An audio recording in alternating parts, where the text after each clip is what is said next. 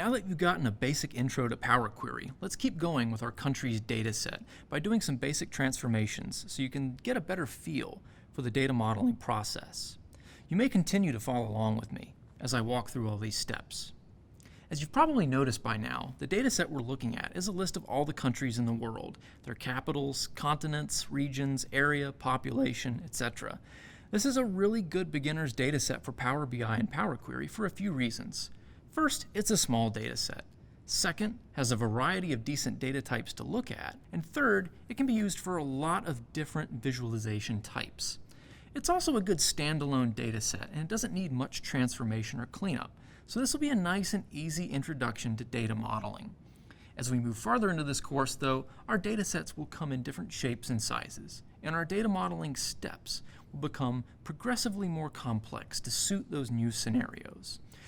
We'll be combining multiple data sets together and completely restructuring them to give us the best possible data model for building our reports. But for today, we'll keep it light and breezy. So let's go to the laptop again. Like we discussed in the last section, the applied steps contain the recipe for our data model. And right now, our recipe is pretty basic.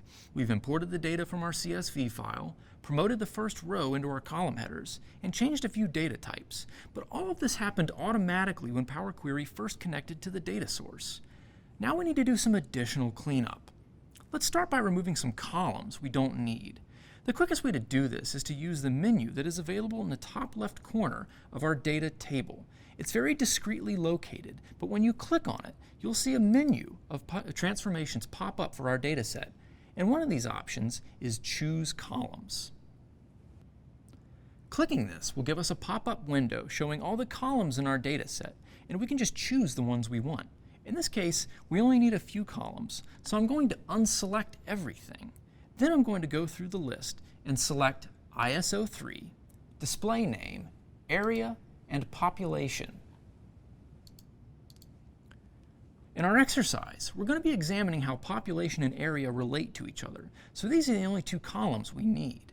When I click OK, the other columns we did not select are removed from the data set, and a new step appears in our recipe named Removed Other Columns.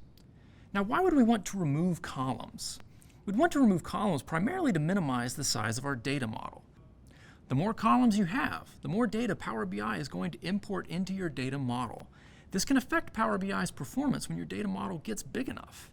Now, remember that Power BI's XVelocity engine is going to compress this data down to a fraction of its original size. Even the XVelocity engine has its limitations, so you should try to shrink your data model as much as you can before loading it in order to improve the performance of your report. In this case, removing extra columns will help us streamline our data set and is a common data modeling technique for improving Power BI's performance. But keep in mind, we can always go back and add more columns later.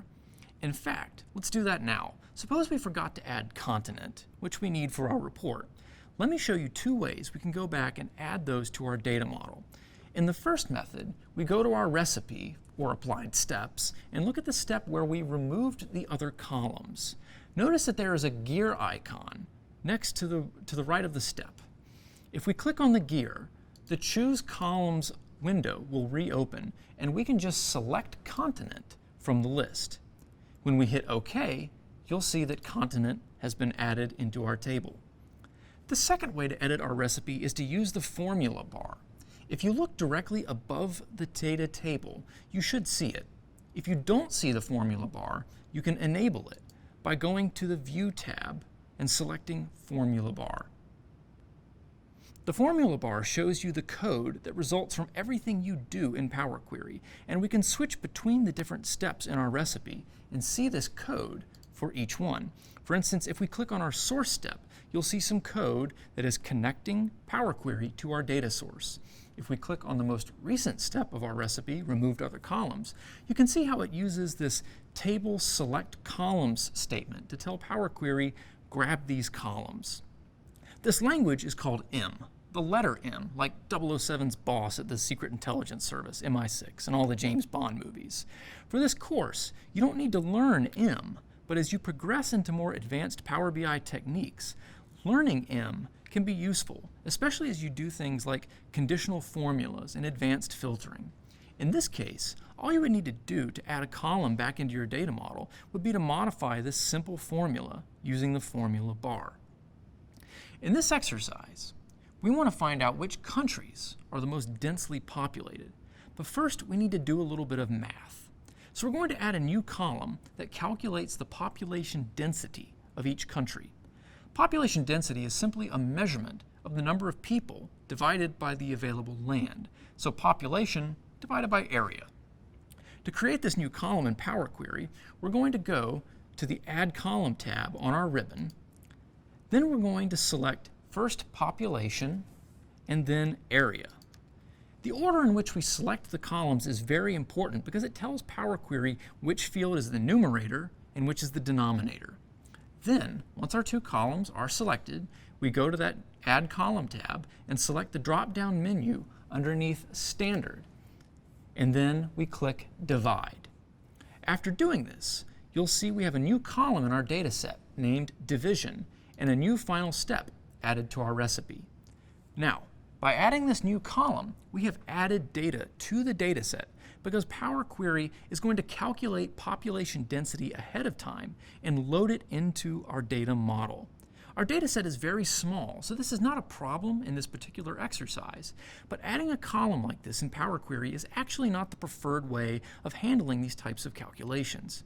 I'm doing it this way to illustrate some of the techniques you can use in Power Query, but the preferred method for performing calculations is to do it in Power BI Desktop using something called measures. Measures are dynamically calculated in our report and do not require us to add more data to our data model. We'll discuss measures in greater depth in a later video, and we'll use them to add some great insights to our reports. There's another method in Power BI Desktop called calculated columns, which we'll also cover. So really, there are three different ways to do what I've just done, and in this video, I used what is arguably the least preferable of the three ways. But again, I'm just doing it to illustrate Power Query's capabilities. The step I usually save for last in Power Query is to rename my columns to make them more user-friendly and descriptive. For example, I'm not happy with the display name column, so we're going to rename that country. And we can do that by either double-clicking on the column header or by right-clicking on it and selecting the rename option. And let's do the same thing with area square kilometer and just rename it to area.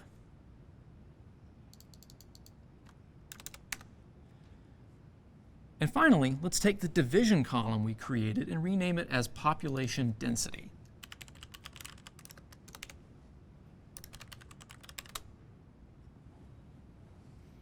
Again, as I'm doing these steps, watch the recipe continue to grow, but also notice how when you do two or more of the same operation back to back, Power Query likes to combine them into one step. We renamed three separate columns, but Power Query only created one renamed column step. And the formula in the formula bar shows all three columns being renamed in one operation. This keeps the steps streamlined and efficient for you. With that last step of renaming the columns, we have a pretty decent data model prepared, so we're ready to load it and start building our report. Stick around for the next video, where we'll introduce you to the Power BI Desktop interface and get ready to start visualizing our data.